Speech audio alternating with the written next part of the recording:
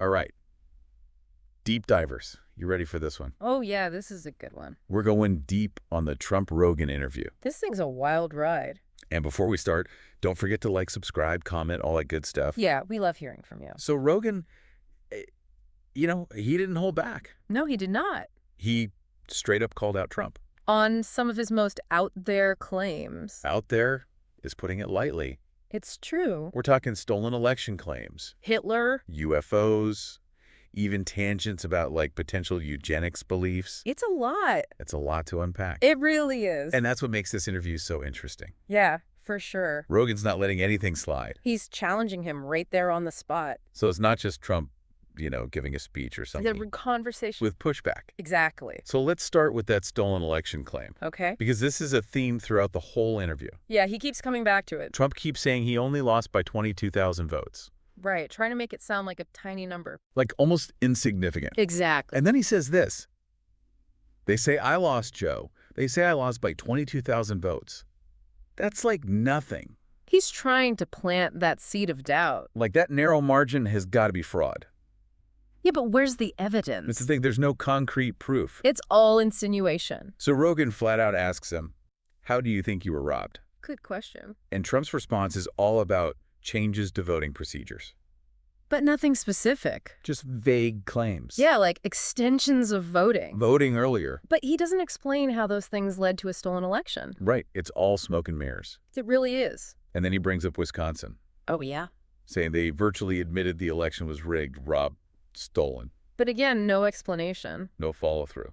Just throws it out there. It's almost comical. Yeah, like he drops these bombshells and then just moves on. And it makes you wonder what impact this has on his supporters. Yeah, are they buying it or are they demanding more? That's a good question. It's a big one. And then out of nowhere, he brings up Hunter Biden's laptop. Classic deflection. It's like, wait, what? He avoids the tough questions. By just changing the subject. Completely. So he's controlling the narrative. Even if it means avoiding the original point altogether. It's masterful in a way. If you're trying to avoid accountability. Yeah, that's one way to look at it. It's like a magician distracting you with one hand. While the other hand's doing the trick. Exactly. And speaking of controlling the narrative, Trump actually talks about his rambling style. Oh, yeah. He calls it a weave. A weave. He says it's intentional. Like he eventually circles back to his point. But it can be pretty confusing. For sure. Some people might see it as, a sign of cognitive decline. Others might think it's authentic. Like it's just him being unfiltered. It's fascinating how differently people can interpret that. Yeah, it really is. But here's where things get really interesting. Oh, tell me. Rogan asked Trump about what he learned about UFOs. During his presidency. And Trump says, they told me a lot. That's it. And then refuses to say more. Wait. He's like dangling this juicy secret. And snatching it away. It's frustrating. It's classic, though. Yeah, he knows how to keep people intrigued. He's the master of the cliffhanger. And then he drops this line. Well, based on Hunter Biden, I can say whatever the hell I want. Where did that even come from? It's such a bizarre statement. It's like he's trying to justify his own behavior. But pointing to someone else's. Yeah, like, well, he did it, so I can, too. It's a dangerous way of thinking. For sure. Like certain people are above the rules. Untouchable. But before we go down that rabbit hole, Yeah, let's save that for another time. let's move on to something slightly less outlandish. Slightly less outlandish. You mean like the assassination attempts on his life? Compared to intergalactic conspiracies, it feels almost grounded. Okay, fair enough. Let's dive into that. So Trump just casually mentions there have been 2 attempts on his life. Yeah, and even shows Rogan a scar on his ear. Like, it's no big deal. It's kind of heavy stuff to just casually bring up. It really makes you think about the psychological impact. Of surviving something like that. Yeah, the heightened sense of danger, maybe even paranoia. And then Rogan just goes, it healed up pretty effing good. Like it's nothing. Such a weird mix, this super serious topic. This super casual response. That's Rogan though, right? Yeah, he's all about that relaxed vibe. But it makes you wonder, is that the right approach for someone like Trump? Whose words carry so much weight. Yeah, it's a tricky balance for sure. It really is. So what has stood out to you so far in this interview? Honestly, the way Trump deflects when Rogan presses him for evidence, Oh, yeah. it's like a masterclass in evasion. He never answers the question directly. Never. He always finds a way to shift the focus. Like when Rogan asks about the stolen election. And Trump just pivots to Hunter Biden. Boom. It's like verbal sleight of hand. It really is. And it's not just what he says, it's how he says it. Yeah, the confidence is strong lace. Creates this illusion of authority. Even when there's no substance behind it. It makes you wonder, is it a strategy? Or is he just like this? Right. Is it calculated or is it just Trump being Trump? Either way, it's effective. He controls the narrative. People talk about what HE wants them to talk about. Exactly. Okay, let's circle back to those UFOs. Yeah. Because that whole thing was just wild. He says, they told me a lot. And then nothing.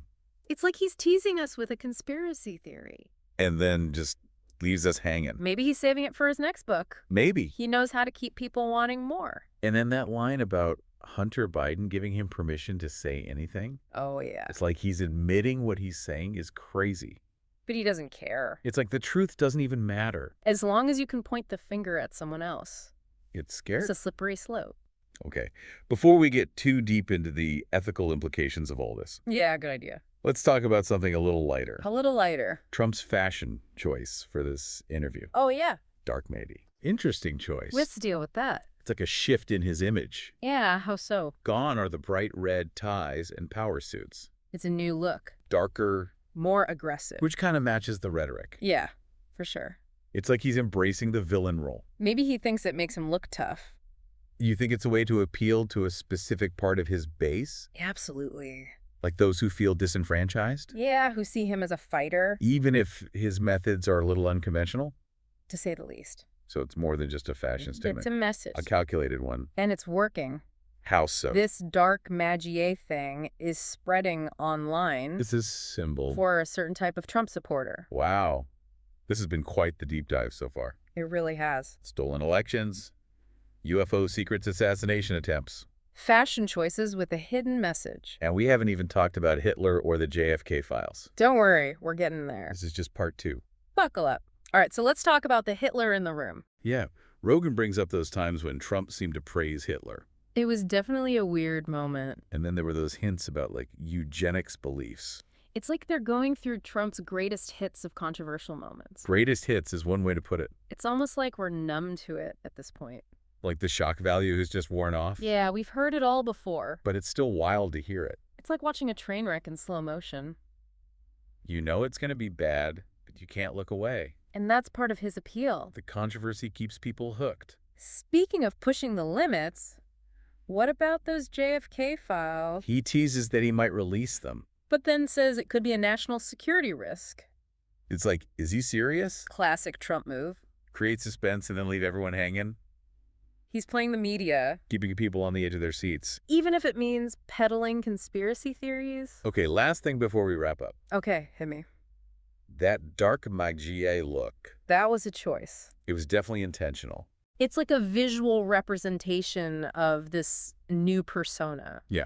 Darker, more aggressive. It matches the rhetoric. Like he's leaning into this villain image. It's working. It's definitely resonating with a certain part of his base. The ones who feel disenfranchised, who see him as a fighter. even if they don't always agree with his methods. Well, we covered a lot of ground today. I did. Stolen elections, UFOs, assassination attempts, fashion choices with hidden messages. It's been a wild ride. It's a fascinating look at how Trump communicates. How he uses language and imagery and controversy to control the narrative. So what's the takeaway for our listeners? Pay attention to the tactics being used. Yeah, don't just take things at face value. Think critically. Ask questions, challenge assumptions. And seek out diverse perspectives. Well said. So, deep divers. What did you think of this crazy interview? Let us know in the comments. What stood out to you? What questions do you still have? And while you're down there, don't forget to like and subscribe. We'll be back soon with another deep dive into the world of news and information. Until then, stay curious, stay informed, and stay engaged.